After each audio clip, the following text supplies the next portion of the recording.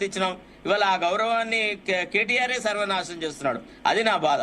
Okay, Prakash గారు చెప్పండి sir. Statesmen politics ఎప్పుడు వస్తాయి? అంటే ఇప్పుడు ఒకరినొకరు దిట్టుకోని పాలిటిక్స్ ఎప్పుడు వస్తాయి అంటారు?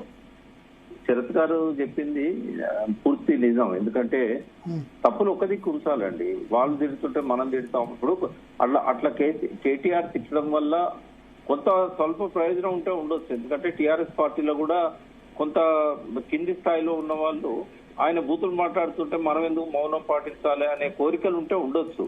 కానీ ఆ స్టేట్స్మెన్ ఇప్పుడు ఆయనకు ఒక హయ్యర్ గోల్స్ ఉన్నాయి, హయ్యర్ డ్రీమ్స్ ఉన్నాయి. ఉన్నప్పుడు తనంతాను కంట్రోల్ చేసుకోవాలి. ఒకవేళ తండ్రిని తిట్టినా కూడా అక్కడ తండ్రి కొడుకుగా చూడరు కదా.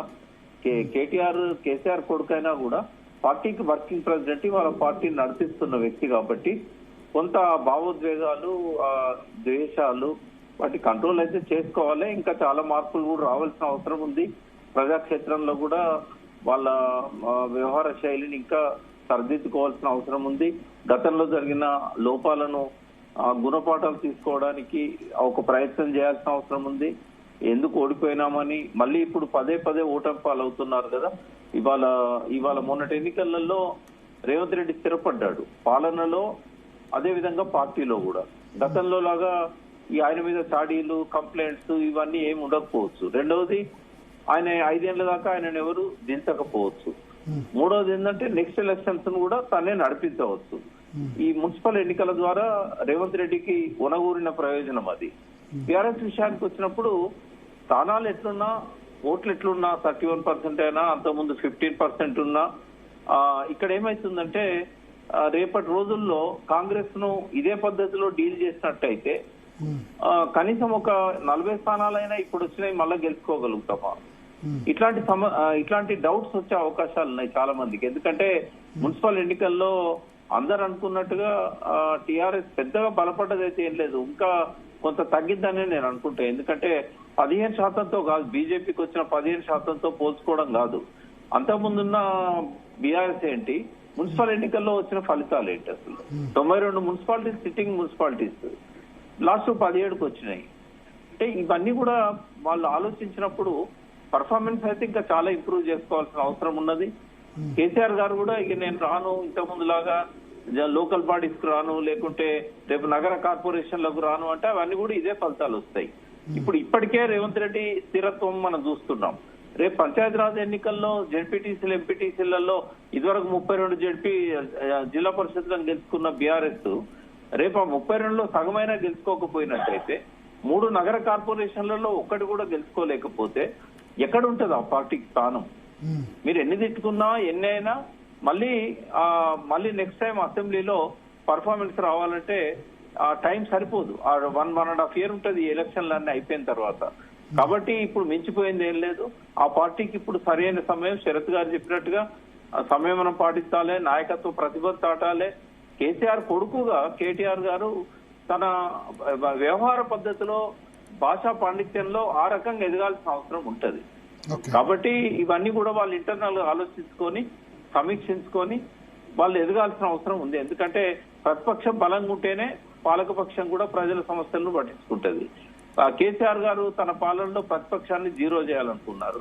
మరి ఇప్పుడు బీఆర్ఎస్ ప్రతిపక్షంగా 0 అయినట్టయితే మళ్ళీ అదే ఫలితం వస్తుంది రేవంత్ రెడ్డికి. కాబట్టి ఒక బలమైన ప్రతిపక్షాన్ని ఆయన కోరుకోవాలి.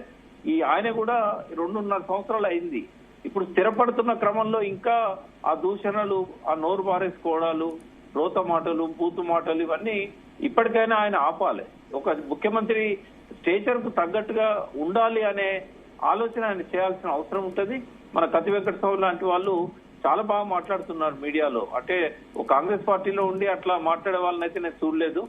నీకు సాల్యూట్ అన్నా. మొన్న కూడా నేను లైవ్ లో లేకపోయినా నేను విన్నాను మీరు మాట్లాడింది.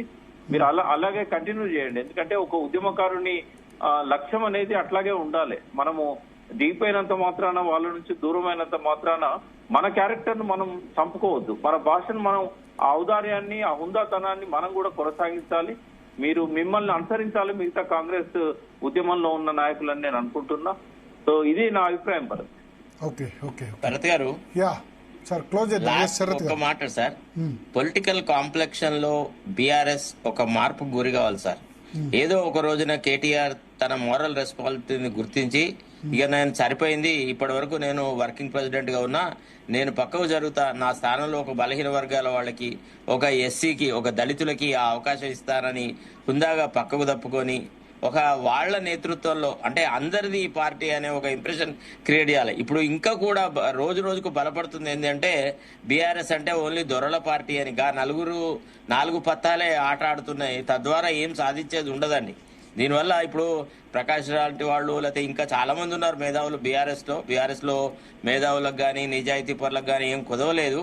కానీ వాళ్ళ మాటలన్నీ అరణ్య రోదనం అవుతున్నాయి. ఇప్పుడు ప్రకాష్ గారి మాటను కేటీఆర్ పట్టించుకుంటాడా? ఎంత అహంభావి, ఎంత నీచమైన వ్యవహారాలు చేస్తా ఉన్నాడు అసలు. ఒక్కసారన్న విచక్షణ అనేది లేకుండా, వాళ్ళ జన్మదిన సందర్భం లేదా అనండి.